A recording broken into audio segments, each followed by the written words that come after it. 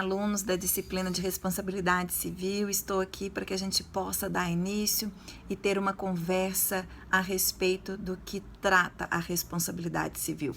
Bom, a início, o conceito de responsabilidade civil seria o descumprimento de um contrato ou de uma relação extracontratual que gera um dano e logo um ressarcimento. Então, seria a infração contratual ou extracontratual que gerou algum dano e, portanto, o ressarcimento. Então, em relação à origem da responsabilidade civil, essa responsabilidade civil, ela se divide em uma responsabilidade civil contratual e uma responsabilidade civil extracontratual.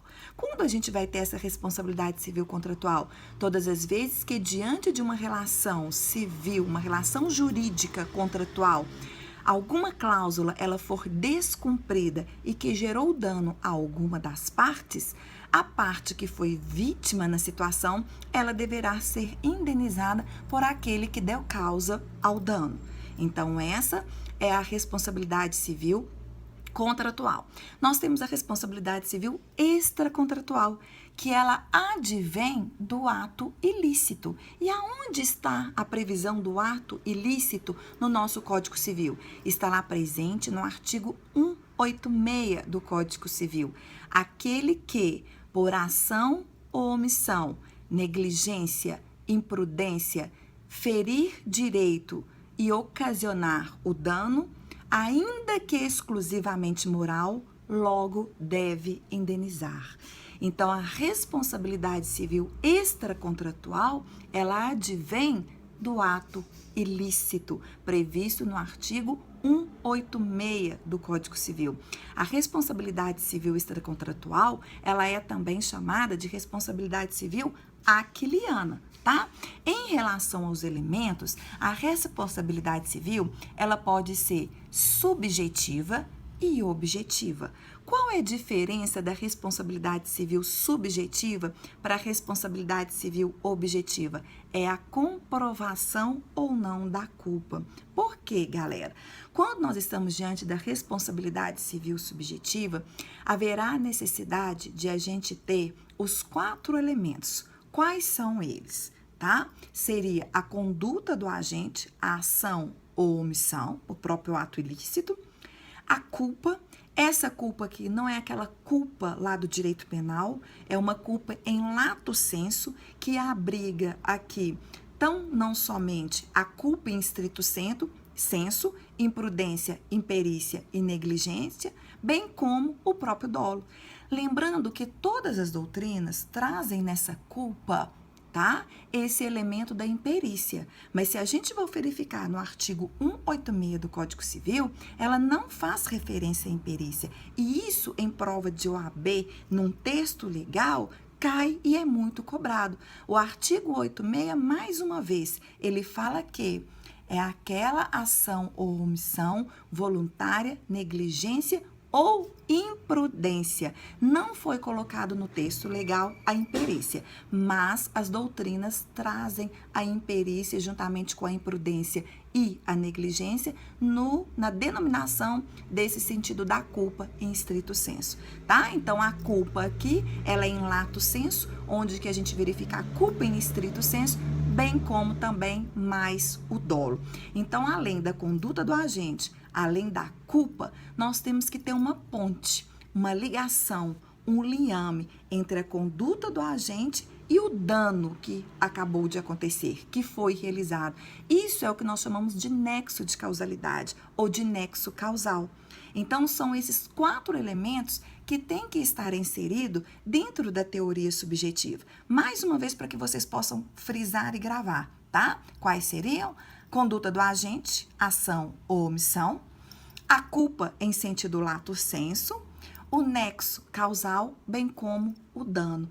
Mas o que nos faz com que estejamos diante da teoria subjetiva é a comprovação da culpa do agente. Então, o agente tendo a ação ou omissão e provocando dano, ele somente deverá ressarcir se for comprovada a sua culpa. Diferentemente, nós temos a responsabilidade civil objetiva.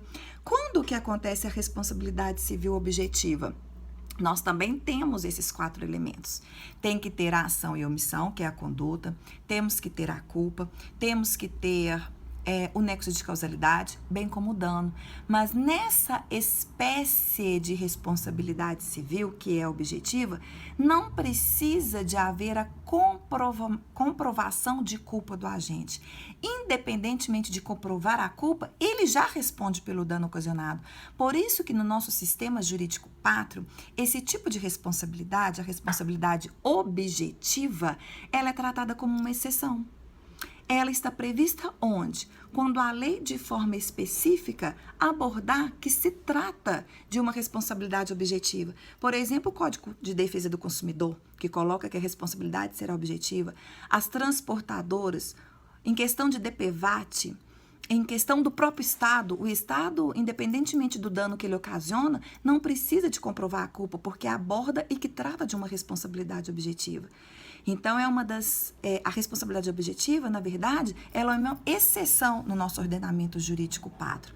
Então, quando que nós vamos utilizar dessa responsabilidade objetiva? Primeiro caso, citei para vocês, quando nós tivermos previsão específica em lei. Quando nós estivermos diante do abuso do direito. O abuso do direito está lá no artigo 187 do Código Civil. Sendo abuso de direito, estaremos também diante de uma responsabilidade objetiva.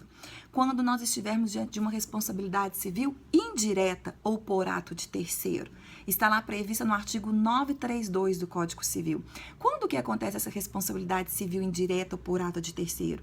Por exemplo, não foi eu, Daniela, que cometi o dano através da minha ação ou da minha omissão, mas mesmo assim o dano foi realizado por outrem, mas eu vou responder no lugar do outro. Exemplo clássico, os pais pelos filhos menores, os tutores pelos seus tutelados, os curadores pelos seus curatelados.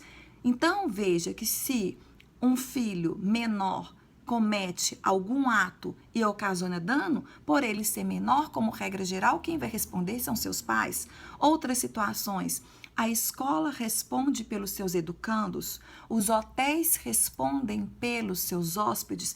Então, são todos os exemplos de responsabilidade civil por ato de terceiro, que quando houver a ocasionar o dano, são essas pessoas que vão responder. Tá? Além disso, por exemplo, também nós temos a responsabilidade civil pelo fato da coisa ou de animal. O dono do animal ou o detentor do animal, se esse animal vem ocasionar um dano, será o dono ou o detentor logo que vai responder por esse dano. Nós temos também as ruínas dos prédios e edifícios. Se houver a ruína do prédio, da construção do edifício, será o dono desse edifício ou dessa construção que irá responder. Por exemplo, uma queda de uma marquise desse edifício que venha ocasionar dano a pedestres que ele passava. O dono da construção ou do edifício irá responder. Queda do elevador e que veio ocasionar o dano. Então, o dono do edifício ou da construção irá responder por esse dano. Um outro exemplo que nós temos, objetos lançados de edifícios. Aí eu chamo a atenção para vocês. Não é mais o dono do apartamento que irá responder, mas aquele que habita o apartamento. Então veja que se nós estivermos diante de uma relação de locação, tá? Não será o proprietário que vai responder por esse dano, mas o locador que ali estava e que lançou o objeto. É muito comum, né, nas varandas, então, cair daquela varanda um copo de bebida que foi colocado na varanda, um vaso de flor que foi colocado naquela sacada e aí esse objeto foi lançado. Então vejam, meus queridos, que independentemente da culpa ou não comprovação daquele que habita aquele apartamento, se aquele objeto que foi lançado ocasionou algum dano a algum pedestre ou a alguém, a algum veículo que ali estava parado, aquele que habitar ele deverá indenizar. Então, vejam que a responsabilidade objetiva, ela é uma exceção trazida pela lei e que nós temos situações específicas no momento que ela pode acontecer.